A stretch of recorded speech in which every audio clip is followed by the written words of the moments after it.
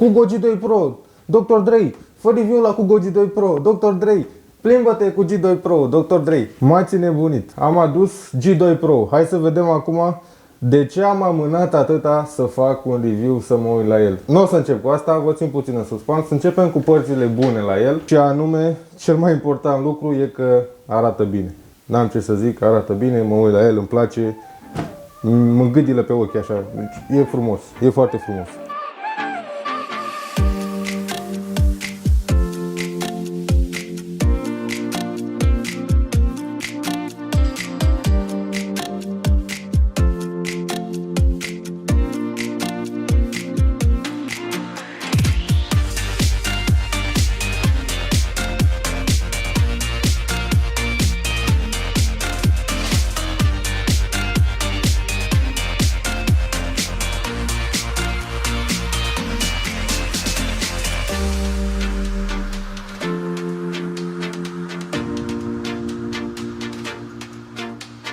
Avem aici un gât, un sistem de prindere foarte interesant. Aduce Macara. Mercane, nu Macara, seamănă cu Mercane MX60. La fel și gâtul suspensiei. Un alt lucru foarte frumos la ea sunt discurile de frână. E un design pe care nu l-am mai întâlnit. Display-ul este frumos. LED-urile astea laterale sunt foarte mișto pentru că sunt programate automat să facă tot felul de jocuri de lumini și sunt foarte bune pentru a ne face vizibil din lateral, din stânga-dreapta, să vadă cineva când vrea să vireze, bă, e unul cu o trotinetă. Avem un LED foarte puternic, deci la LED-ul ăsta nu mai am ce să zic că nu e suficient ca să văd pe unde merg. Nu, ăsta este suficient. Nici nu se încălzește foarte tare, are o carcasă de aluminiu, se aerisește, e un fel de radiator, e foarte mișto și are și claxonul în spate. Și un claxon destul de tare. Am zis că încep cu părțile care mă gâdilă pe mine la ochi, da? Îmi place aripa asta. Acum cât de practică este o să vedem mai târziu când o să fac un test. O să pun roata asta într-un bidon cu apă sau ceva și să vedem dacă într-adevăr apa se oprește aici sau ajunge pe trotinetă și pe picioarele noastre. Deci trebuie să învârți de ea ca să pleci. Vede și tu cu mâna. Da.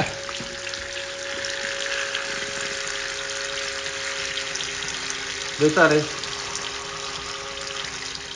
Băi, am stupit tot acolo.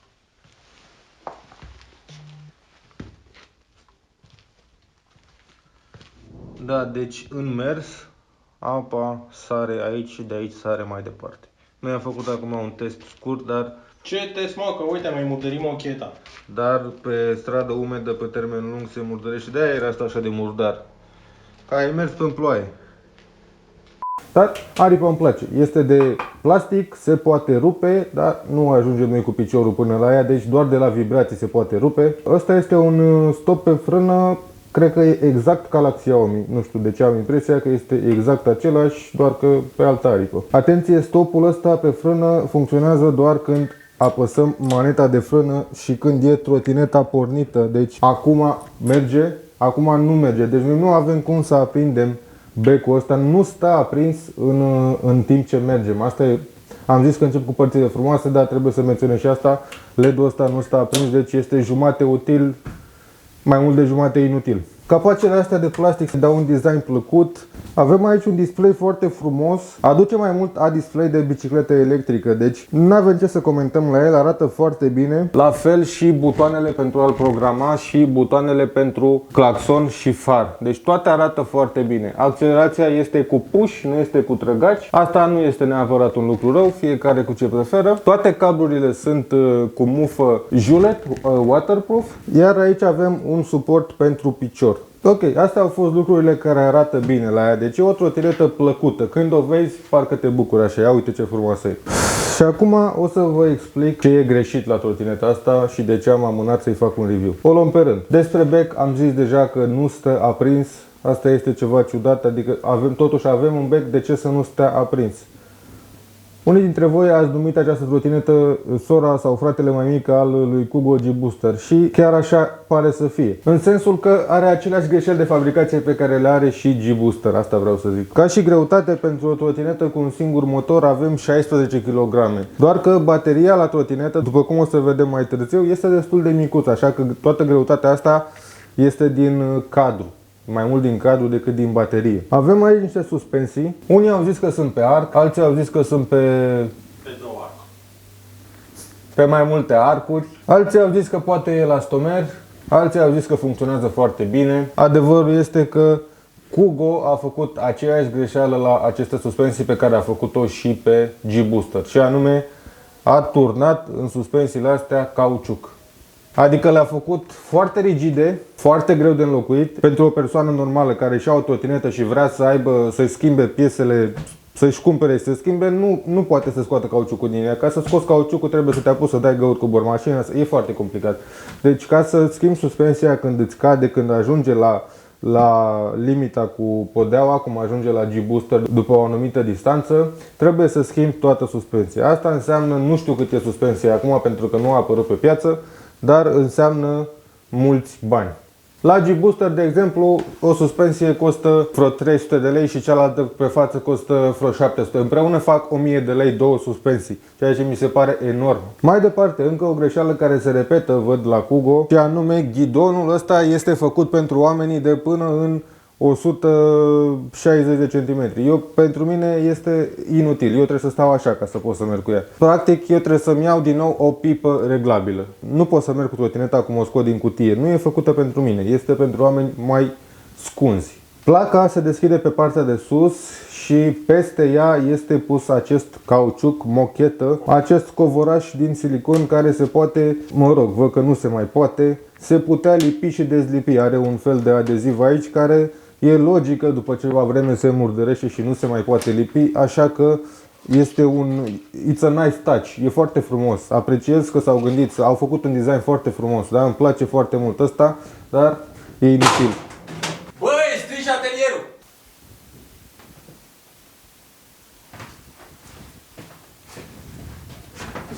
Da, deci e inutil, așa că eu l-aș da jos din prima și mi-aș pune frumos banda abrazivă, pentru că la cauciuc, cum e și pe ăsta, n-ai de unde să știi ce talpă ai tu la Adidas, poate în contact cu cauciucul ăsta puțin umed alunici.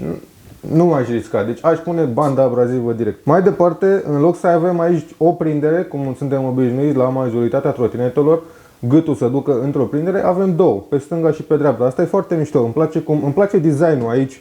După cum se vede, 2, 4 și mai e un șurub înăuntru. Avem 5 șuruburi în partea de sus pe fiecare gât. N-are cum să iasă ăsta de aici din 5 șuruburi. Deci l-au securizat destul de bine. Nu s-au limitat la șuruburi. Pe față, la fel ca pe spate, aceeași suspensie. Este exact același lucru. De-aia trotineta te face să simți toate denivelările. Adică suspensiile astea sunt foarte rigide. Cauciucurile astea știu că nu sunt de la G-Booster, dar par cam același lucru, sincer. Cam aceeași calitate.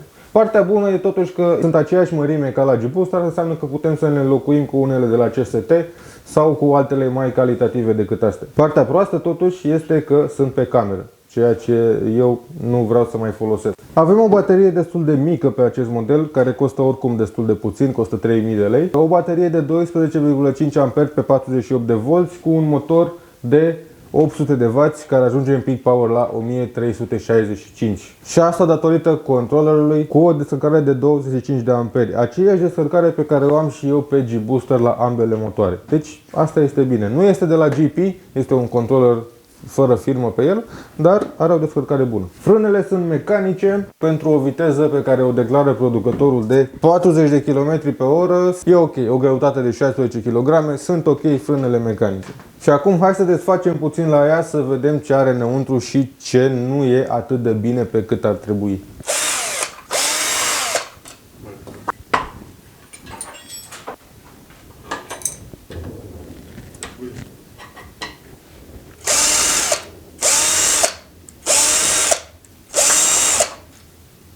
După cum am spus, avem aici cauciuc turnat.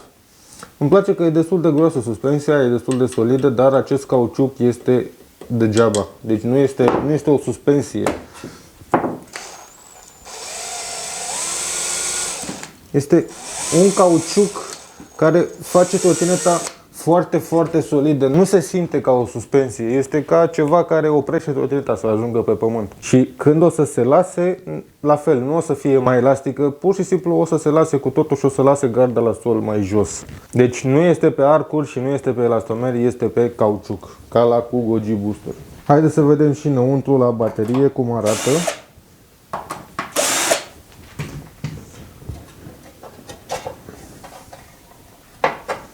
Avem placa asta îndoită aici în față și o baterie destul de micuță, după cum am spus, are doar 12,5 amperi. Există aici spațiu pentru o baterie mai mare, deci se putea mai mult de atât, dar ar fi îngreunat trotineta și ar fi crescut prețul. Aici avem controllerul cu o descărcare de 25 de amperi. Avem aici pe baterie un sigiliu care atunci când e umezeală în trotinetă, deci nu trebuie să ajungă apă pe el. Dacă avem umezeală în trotinetă, sigiliul ăsta se înroșește și dacă se înroșește ați pierdut garanția. Avem aici cablurile de la lumini, de la motor, un motor cu 3 fire fără senzori Hall, la fel ca la G-Booster. Se poate vedea cu ochiul liber că este un G-Booster mai mic. Cadrul este la fel ca la G-Booster. Pe spate suspensia e prinsă în 4 șuruburi mari. Aici avem carcasa pentru LED-uri care nu mai există în față și în spate pentru că avem în lateral. Dar este exact un G-Booster mai mic. 10 șuruburi sunt la partea de sus a gâtului și la partea de jos mai avem încă 10. Deci avem 3 în lateral și 2 pe dedesubt. Foarte bine prins, nu are cum să se desprindă, nu trebuie să stăm cu grijă de niciun fel aici. Doar să le dăm cu lockbond. Partea de jos mai are un cauciuc și pe margine care, după cum se poate vedea, nu se mai poate lipi. Adezivul ăsta este de hârtie, cred, nu știu ce, dar totuși ăsta este făcut, stăm cu picioarele pe el. Picioarele noastre sunt de obicei murdare, că mergem pe jos, da? Murdăria aia se adună aici și intră peste asta și astea le pierdem pe drum. Deci astea inutile. Și acum începe să arate din ce în ce mai mult ca un G-Booster. Hai să vedem și înăuntru aici ce se ascunde. 2 șuruburi, Cosmin. Băi, nu le desfaci pe dacă desfaci și partea de pe spate. Corect. Vreau să văd dacă știi. Și aici, ia uite, este o bandă LED care duce până aici. Deci ăsta este firul de la banda LED. Dacă scot ăsta e de la partea dreaptă și alaltul de la partea stângă. Deci am găsit LED-urile. Mai departe, farul ăsta este, cum am spus, foarte mișto, foarte puternic, foarte practic. Dar, Cosmin, dacă poți să filmezi mai jos aici, asta este o bucată de tablă care strică tot designul farului. Adică este o trotinetă neagră cu un far negru și cu o bucată de tablă îndoită gri. Nici măcar nu este finisată, adică te tai în ea, știi? Are colțurile strict estetic vorbind. Deci vorbim din punct de vedere estetic, această bucată de tablă e foarte urâtă. În rest, farul e de nota 10. Sincer, aș prefera să am un far puternic și o prindere urâtă decât o prindere frumoasă și un far inutil. Deci n-am ce să comentez. Sistemul de pliere este exact același ca la G-Booster. Asta înseamnă că odată pliat, pliază-te, nu se mai poate închide. Deci noi punem asta așa, dar ăsta tot se deschide. E aceeași problemă ca la G-Booster. Deci nu se prinde în partea de jos niciunde și nu se poate fixa. Nu au rezolvat-o nici acum. Asta este, pe mine unul nu mă deranjează pentru că nu pliez trotineta. Hai să vedem și în spate aici. Asta este o piuliță foarte mișto. Una deja văd că am pierdut-o pe drum pentru că nu avem lockbond pe ele. Foarte mișto. Și mai este aici unul. Și ăsta este un capac care deja s-a umplut de mizerie. Pe partea cealaltă mai avem un capac în care avem mufa de încărcare. Foarte interesant pentru că toate trotinetele au mufa în partea din față sau sub trotinetă sau în ghidon. Aici avem mufa în spate. După cum am spus, trotineta asta pare mai potrivită pentru cineva mai scund decât mine. Și asta nu numai din cauza ghidonului care e foarte jos. Asta se poate rezolva cu o pipă, dar și din cauza plăcii. Pentru că am încap 2 mâini, da? Dacă pun piciorul, îmi încape un picior. Sau să zicem că îl țin mereu pe ăsta, deși e foarte incomod și îl pun și pe celălalt aici, da? E foarte incomod, nu pot să merg așa pentru că stau mereu cocoșat. Cam așa trebuie să stau, deci un picior lângă celălalt. Ar trebui ori să-mi lărgesc placa în părți, ori nu știu, nu pot să pun piciorul aici pentru că mi se blochează și risc să cad și dau și cu roata în el când iau curbă. Deci piciorul o să trebuiască să-l țin aici, iar pe ăsta din spate aici. Ceea ce este destul de înghesuit pentru mine. Eu am 185 de centimetri, o să mă dau mai încoace să nu dau cu capul de tavan. Dacă mă sui pe trotinetă, ajung la nivelul ăsta. Asta înseamnă că mâinile mele sunt aproape drepte lângă corp ca să pot să le țin pe ghidon. Deci destul de instabil pentru înălțimea mea. Și dacă vreau să mă uit pe display, să zicem că merg la înălțimea mea, mă uit în față. Dacă vreau să mă uit pe display, trebuie să aplec capul atât de mult încât nu mai pot să fiu atent în față. Deci eu trebuie neapărat să pun pipă pe trotinetă ca să pot să folosesc exact aceeași problemă ca și la Kugo G-Booster. Haideți să vedem cum lucrează suspensiile pe cauciuc noi nouțe.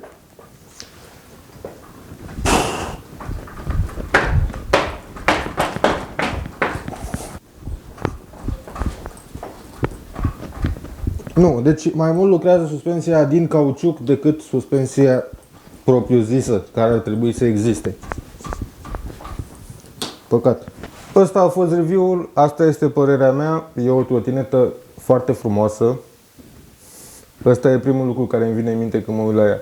Puternică este, pleacă destul de agresiv, ajunge la 40 la oră, e destul de puternic pentru un motor cu autonomie, să zicem că 20-30 de kilometri, fără să schimbăm viteza, să o dăm pe minim. E destul de ok, ca și structură e foarte bine. Sper că v-ați dat seama de ce am amânat acest review. Are exact aceleași probleme pe care le are și trotineta mea. Și Kugo văd că insistă să nu le repare. Adică toată lumea spune, nu ne plac suspensiile astea, nu ne place că ghidonul nu se închide când se pliază, nu ne plac niște chestii, vrem să le reparați, nu ne place că aripa pe spate e slabă, aici hai să zicem că au făcut un efort, da? Au pus o aripă de plastic. Dar nu rezolvă problemele cele mai grave, cum ar fi suspensia. Dacă mi-au o trotinetă care pretinde a fi de off-road, care este prezentată de oameni, sunt review-uri pe YouTube, cum că se dau cu ea pe munte sau pe off-road sau unde se mai dau, atunci eu vreau să fie relaxantă, nu vreau să simt fiecare petricică cu suspensiile astea de cauciuc. Hei, biroul meu! Scuză-mă.